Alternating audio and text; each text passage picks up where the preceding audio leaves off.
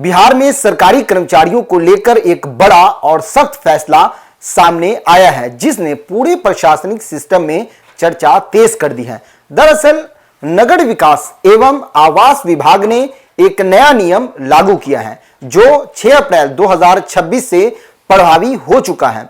इस नियम के मुताबिक अब विभाग में काम करने वाले किसी भी अधिकारी या कर्मचारियों को अपनी पूरी नौकरी के दौरान सिर्फ एक ही बार किसी प्रतियोगी परीक्षा में बैठने की अनुमति मिलेगी। यानी अब बार बार एग्जाम देने का दौर खत्म, बस एक मौका और उसी में फैसला।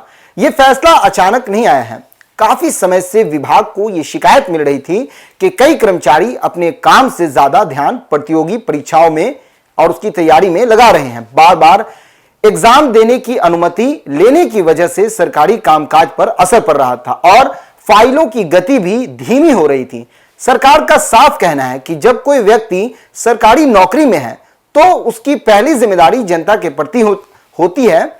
उसे वेतन सुविधाएं और स्थिरता दी जाती हैं। इसीलिए बार बार परीक्षा में शामिल होना उसकी ड्यूटी से ध्यान भटकाता है। अब नए नियम को थोड़ा और साफ तरीके से समझ लीजिए। अगर कोई कर्मचारी अपने वर्तमान पद से ऊपर जाना चाहता है तो उसे केवल एक ही बार प्रतियोगी परीक्षा देने का मौका मिलेगा।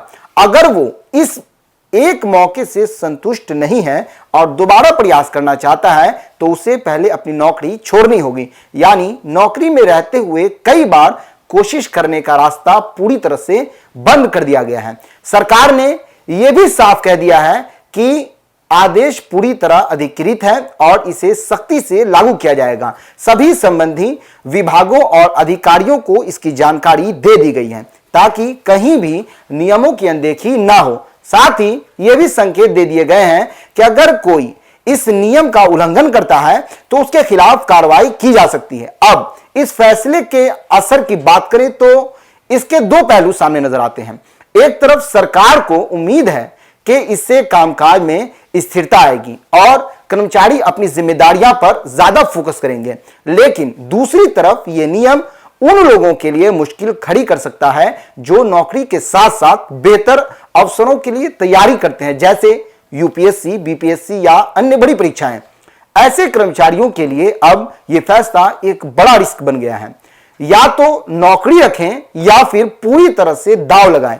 अब सवाल आपसे है, क्या सरकार का यह कदम सही है या फिर यह कर्मचारियों के सपनों पर रोक लगाने जैसा है? अपनी राय कमेंट बॉक्स में जरूर दीजिएगा। ऐसी खबरों के लिए बने रहें हमारे साथ और देखते रहिए एक न्यूज़ 24। धन्यवाद।